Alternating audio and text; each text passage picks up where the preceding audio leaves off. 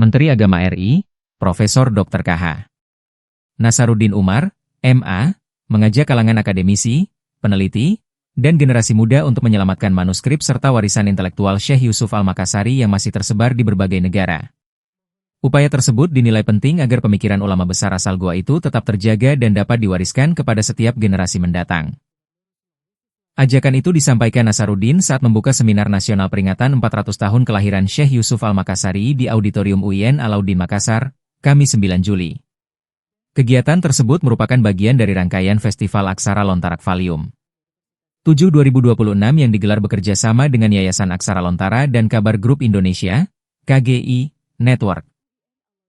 Menurut Nasaruddin, masih banyak manuskrip penting karya maupun yang berkaitan dengan Syekh Yusuf tersimpan di berbagai perpustakaan dunia, termasuk di Leiden, Belanda, serta berada di tangan masyarakat di Sulawesi Selatan.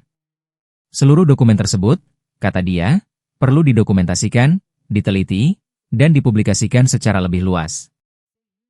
Kita memiliki tanggung jawab untuk menyelamatkan manuskrip, mengembangkan penelitian, dan menghadirkan pusat-pusat dokumentasi agar warisan intelektual Syekh Yusuf dapat terus dipelajari oleh generasi mendatang. Warisan beliau bukan hanya milik Sulawesi Selatan atau Indonesia, tetapi telah menjadi bagian dari peradaban dunia, ujar Nasaruddin di hadapan peserta seminar dari berbagai daerah di Sulsel. Ia menjelaskan, pengaruh Syekh Yusuf melampaui batas geografis Indonesia. Selama kurang lebih 35 tahun berada di luar Nusantara, Syekh Yusuf menimba ilmu di Makkah, Madinah, dan Yaman, sebelum melanjutkan dakwah hingga ke Sri Lanka dan Afrika Selatan.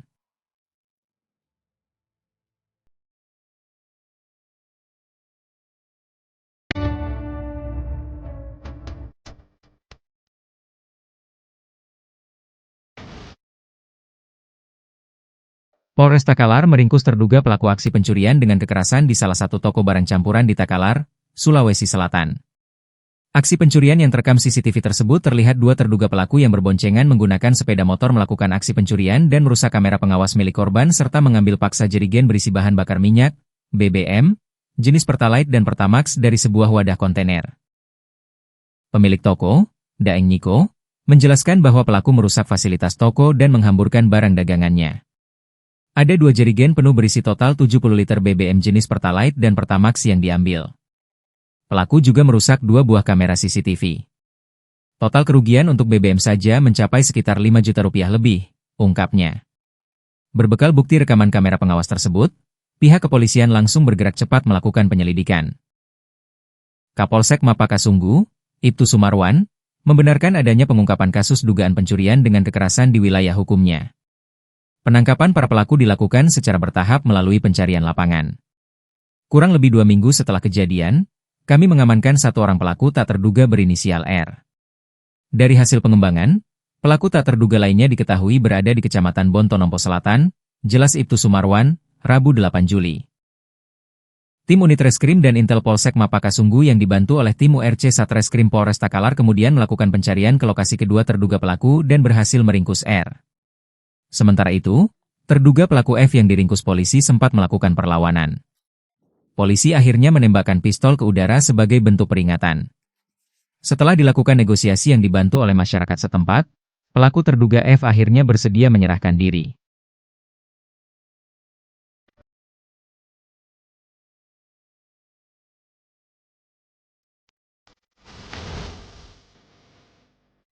Seorang petani bernama Muhammad Rijal, 36, menjadi korban pembegalan yang disertai penyerangan menggunakan busur di Kota Makassar, Sulawesi Selatan, Sulsel. Korban mengalami luka akibat terkena anak panah busur dan terjatuh sebelum motornya dibawa kabur pelaku. Peristiwa itu terjadi di Jalan Metro Tanjung Bunga, Kecamatan Tamalate, pada Kamis 2 Juli sekitar pukul 3 WITA. Saat itu korban baru saja menjemput temannya di Jalan Latimojong, Makassar dan hendak pulang ke rumahnya di Kabupaten Takalar. Korban sementara dalam perjalanan pulang ke Takalar. Setibanya di Jalan Metro Tanjung Bunga, korban didatangi para pelaku dari arah belakang yang menyuruh korban berhenti, ujar Kasubnit 2 Jatanras Polrestabes Makassar, Ibda Supriyadi Gafar, kepada wartawan, pada Rabu 8 Juli. Korban yang panik memilih mempercepat laju sepeda motornya. Namun para pelaku terus mengejar sambil melepaskan anak panah busur yang akhirnya mengenai paha korban. Para pelaku mengejar korban dan melepaskan anak panah busur yang mengenai paha kanan korban, kata Supriyadi. Supriyadi melanjutkan, salah satu pelaku menendang korban hingga terjatuh dari motor dan mengalami luka. Setelah itu korban ditendang hingga terjatuh, mengakibatkan luka di bagian jidat kanan dan tangan. Lanjutnya, para pelaku langsung membawa kabur sepeda motor milik korban saat terjatuh. Akibat kejadian tersebut, korban ditaksir mengalami kerugian sekitar 30 juta rupiah.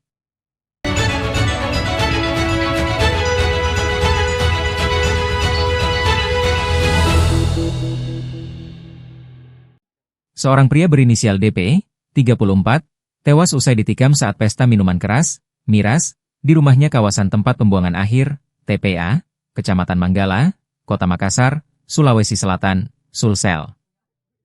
Polisi mengungkap penikaman dipicu ketersinggungan terkait uang kembalian Rp100.000 yang digunakan untuk membeli rokok.